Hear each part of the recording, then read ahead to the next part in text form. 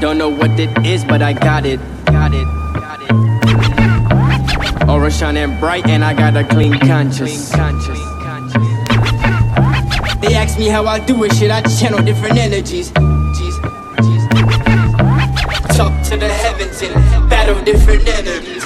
I was lost and I had an epiphany.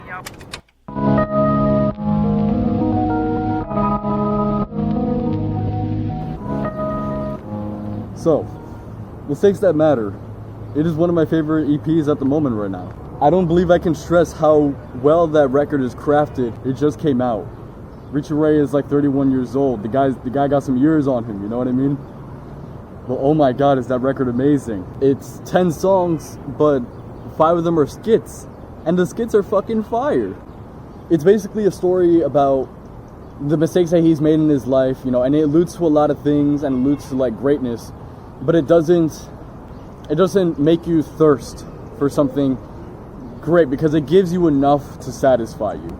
That's why I think that the record is a 9 out of 10. I gave it a 10 out of 10 before, but one thing I found that was wrong with it was that it was too short.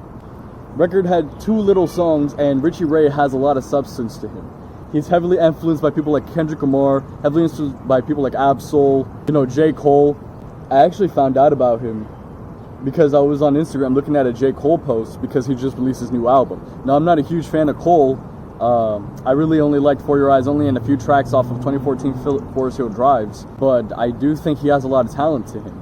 And, you know, I was excited for his new record. I heard Interlude and I was like, oh shit, this is an interlude. Just imagine the rest of the album. Apparently it was just a bunch of like leftover mixtape songs and stuff like that, but it was fucking great. Richie Ray comments under that post, you know, promoting his own music, and I'm like, nah, fuck it, why not? I'll give this guy a try, right? He DMs me, sends me the front and back cover and the Apple Music link and a Spotify link, and he tells me, hey man, you know, thank you for listening to this album. And I was like, hey, I'm a musician, I'm gonna listen to this very critically, I'm gonna tell you what I like and what I don't like. Listening to the album, I've listened to it about like 30 times now, all the way through. There's nothing wrong with this record, honestly. It has a very dreamlike substance to it when it comes to his singing. His choruses, you know, steady pedaling. Steady pedaling, steady pedaling, steady pedaling, 'cause I gotta get some. When he's singing like that, you know, steady pedaling, 'cause I'm gonna get somewhere. It's kind of like that Weekend vibe, you know what I mean? Not in the way that he can sing like Abel. He's definitely not the greatest singer of all time, Richie Ray, but he can hold his own, and his choruses are very fucking great. His rhyme schemes, what he does, is just phenomenal, you know? He doesn't even have potential. He has what it takes. He has the greatness in him. And the record goes through a lot of phases where it's, you know, him being a little bit insecure, but knowing that God has his side. Well, I'm an atheist. I could totally get by that, you know, get behind that little claim that he makes, that God is with him. And I fucks with that. I fucks with the record. It's fucking great. You really think that records like this wouldn't really exist anymore?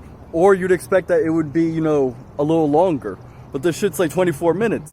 But it's the best fucking 24 minutes I've heard in a while, next to like maybe Kids See Ghosts or Daytona. The one big issue I've found nowadays is that a lot of rappers don't look for longevity. They just look for getting that money real quick and then that's it. But the thing is that once they get that money, then they're broke because they spend it on a bunch of shit instead of, you know, working on studio time, working on studio sessions, getting their shit on point, you know what I mean? It really makes you wonder, where do these people go if they know that their careers aren't, you know, don't have that much longevity?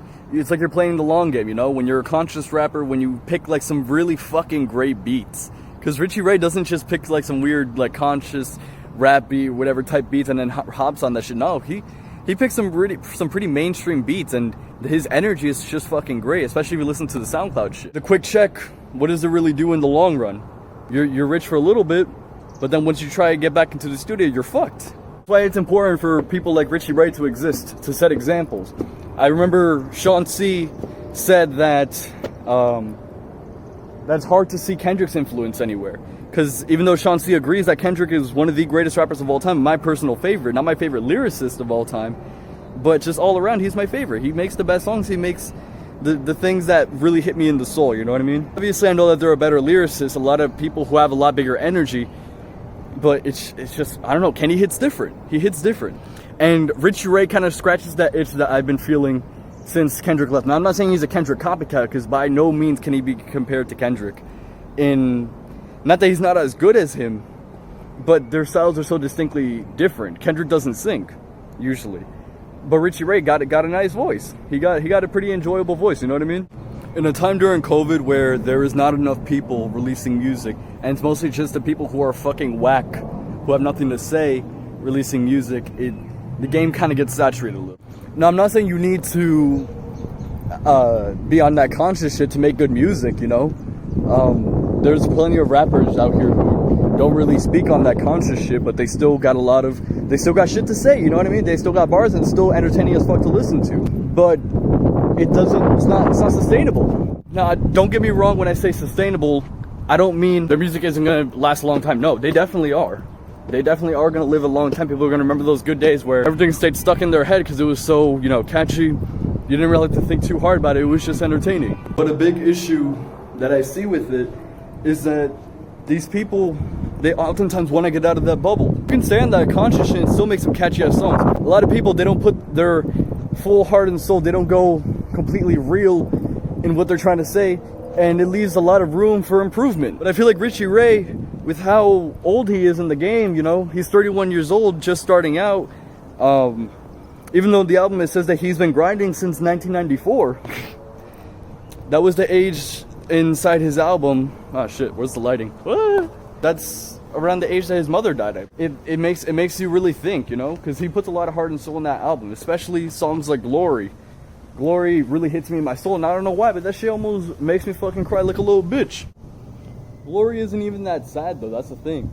But the beat, what he's talking about, everything that he's went through so far, it's like he's cool with it, but it's also like a sense of like bittersweetness, you know? Yeah, I'm accepting it, but it kind of sucks. Hearing music like that, hearing music like The Weeknd's where he's so unapologetically him, you know, hearing music like that really makes you feel something and it hits you in your soul. I don't know why people don't bother doing that anymore.